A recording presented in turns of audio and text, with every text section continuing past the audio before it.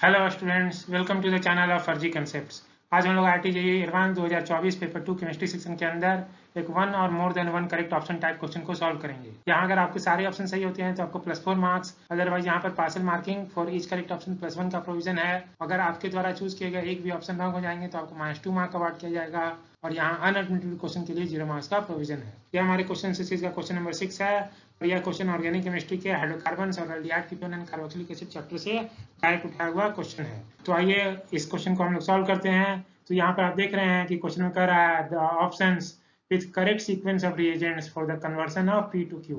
तो हमें P से Q बनाना है, तो इसमें करेक्ट सीक्वेंस ऑफ रिएजेंट्स, यहाँ जो रिएजेंट दिया हुआ है ना, तो उसमें रिएजेंट का ये जो आपका सीक्वेंस दिया हुआ है, तो ये कौन सा सीक्वेंस यहाँ सही है ये आपको आइडेंटिफाई करना है। तो यहाँ पर अगर आप देखें तो अगर हम लोग ये सारे रिएजेंट्स को एक बार अंडरस्टैंड करें, तो यहाँ पर रिएजेंट्स को अंडरस्टैंड करें तो सबसे पहला रिएजेंट है, अगर हम लिंडर कैटलिस्ट को देखें तो लिंडर कैटलिस्ट क्या होता है, ये पार्शियली डीएक्टिवेटेड फ्लोराइडाइज्ड चारकोल को हम लोग लिंडर कैटलिस्ट करते हैं। तो ये क्या करता है, अल्काइन का ये पार्शियल हाइड्रोजनेशन करता है और इसे ये सिस अल्किन में कन्वर्ट करता है।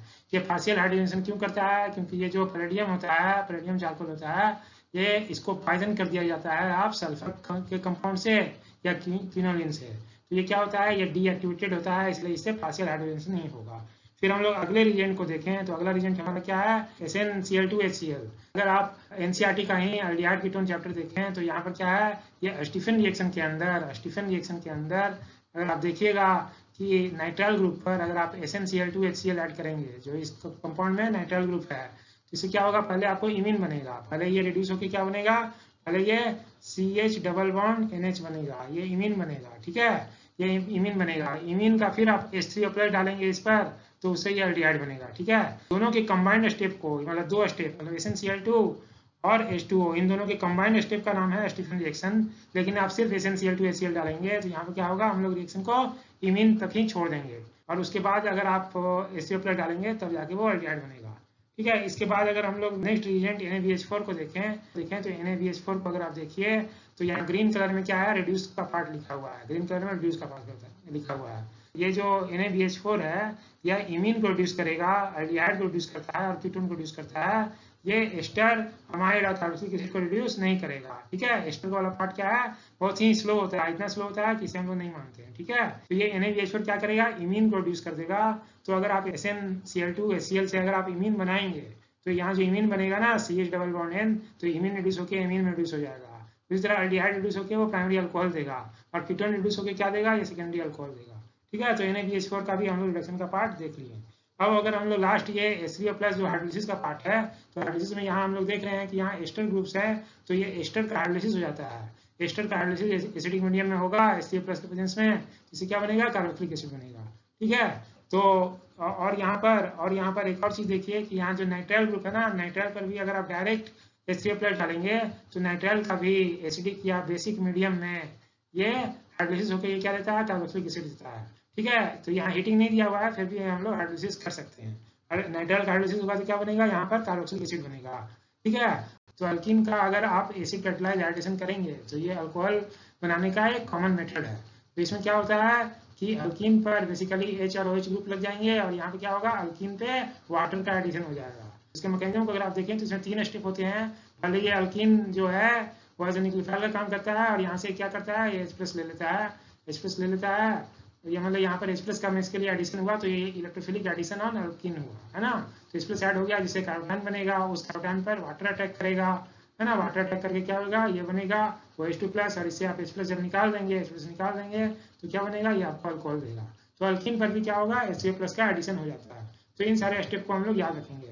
और अल्काइन पर क्या होता है, अल्काइन पे HCl+ ऐड नहीं होता है। इस पर HCl+ ऐड करने के लिए इस पर अगर वाटर ऐड करना चाहते हैं ना HCl+, तो ये डायरेक्ट एडिशन नहीं होता है। लेकिन अगर आप इस पर Hg+2 मतलब मर्क्यूरिक आयन अगर ले लेंगे, मर्क्यूरिक सल्फेट, है ना, मर्क्यूरिक सल्फेट अगर एज ए कैटलिस्ट यूज करें तो यहाँ पर इसका हाइड्रेशन हो जाएगा। और इस रिएक्शन का नाम क्या है, कुचरो रिएक्शन कहते हैं, जो अल्काइन पे वाटर का एडिशन को देखता है, ठीक है। लेकिन इस पर अगर आप H3O+ ऐड करेंगे तो ये डायरेक्ट एडिशन हो जाता है, लेकिन यहाँ डायरेक्ट एडिशन नहीं होता है, यहाँ पर आपको कैटलिस्ट चाहिए, ठीक है। चलिए अब हम लोग ये रिएक्शन के सारे रिएजेंट्स को एक बार समझ लेने के बाद अब हम लोग इसके ऑप्शन वाइज हम लोग चेक करते हैं कि क्या P से Q बनाने के लिए रिएजेंट का सीक्वेंस कहाँ पर सही।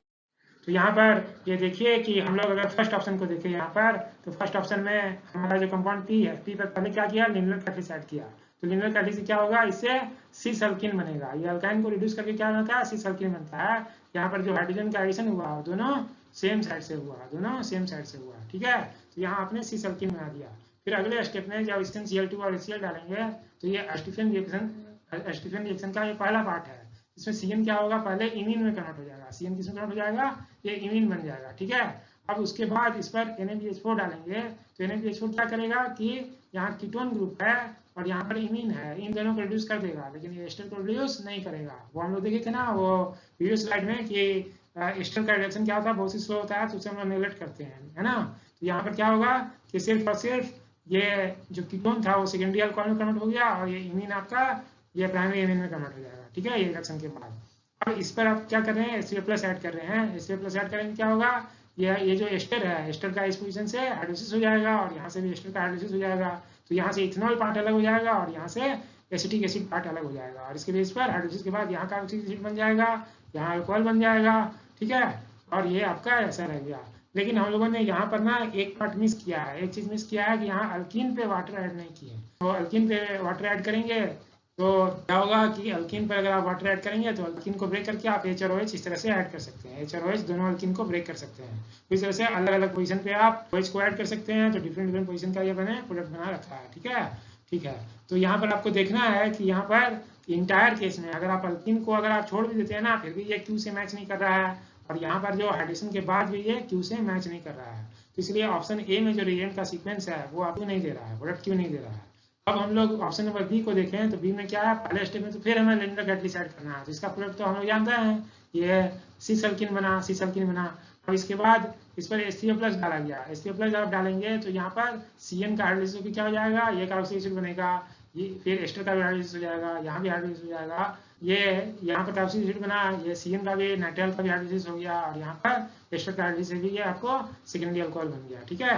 लेकिन हम लोगों ने यहाँ एक चीज मिस किया, यहाँ जो अल्कीन पे हम लोगों ने, अल्कीन का भी जो हमारा HCl+ ऐड होगा ना तो अल्कीन यहाँ पर प्रिजर्व है, लेकिन यहाँ पर हाइड्रेशन प्रोडक्ट भी बनेगा। तो अल्कीन के हाइड्रेशन का भी प्रोडक्ट बनेगा जो मैंने यहाँ पर दिखाया नहीं है, ठीक है।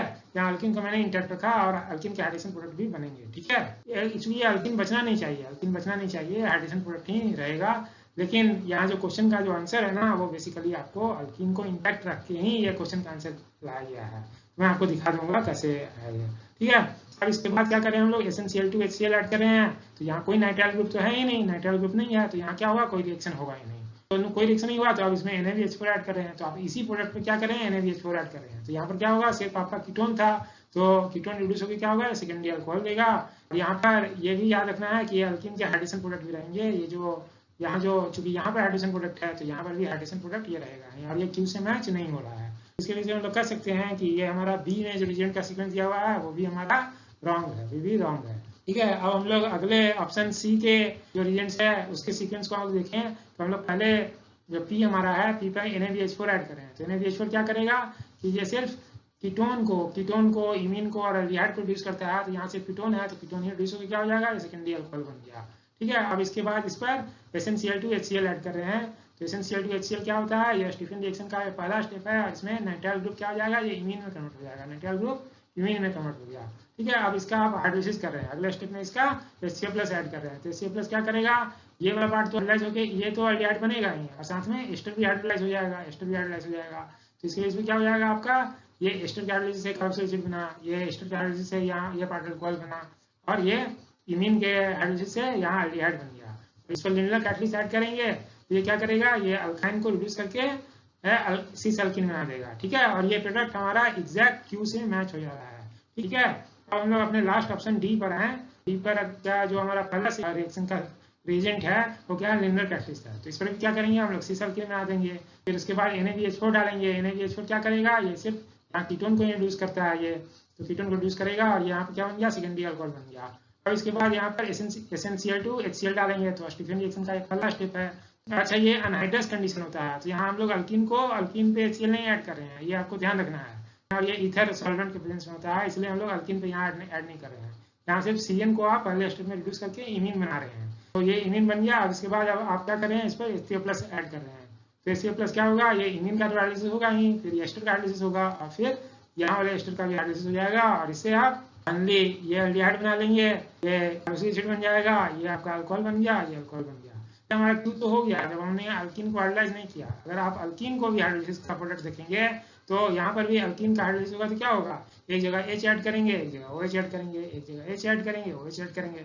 तो अल्टरनेट वे में आप बहुत सारे HOH इस तरह से ऐड कर सकते हैं। ठीक है, तो यहाँ पर हम लोगों ने देखा कि यहाँ तो हाइड्रोजन अल्कीन का पार्ट अगर लेंगे आप, तो अल्कीन को अगर हाइड्रोलाइज करेंगे ना, जो कि हाइड्रोलाइज होना ही चाहिए, तो उसके बेस में क्या हो जाएगा, ये सारे प्रोडक्ट बनेंगे, ये वाला प्रोडक्ट नहीं बनेगा, ये प्रोडक्ट नहीं बनेगा। लेकिन अल्कीन को इंटैक्ट रखने पर ही यहाँ पर क्यों बनेगा। लेकिन हमारा जो एग्जाम का जो फाइनल आंसर किया है ना, तो फाइनल आंसर किया आया तो उसमें आपको ये डी वाला ऑप्शन क्या दिया है, डी वाला ऑप्शन जो अल्कीन का हाइड्रोजन प्रोडक्ट को वो नेग्लेक्ट करके वो आंसर, ये आपका डी वाला ऑप्शन भी क्या देगा, ये क्यू प्रोडक्ट देगा, है ना। तो ये अल्कीन का हाइड्रोलिसिस को वहां पर नेग्लेक्ट किया गया था और शायद किसी ने इस क्वेश्चन को चैलेंज नहीं किया, इसलिए ये जो आपका आंसर है वो ऑप्शन सी और डी दोनों ही आंसर रह गया। ठीक है, तो अदरवाइज यहाँ पर सी ही सिर्फ आंसर होना चाहिए था और डी वाला तो क्वेश्चनेबल है, क्योंकि यहाँ तो अल्कीन बचेगा नहीं, तो ये क्यू बचेगा नहीं, क्यू फॉर्म नहीं होगा।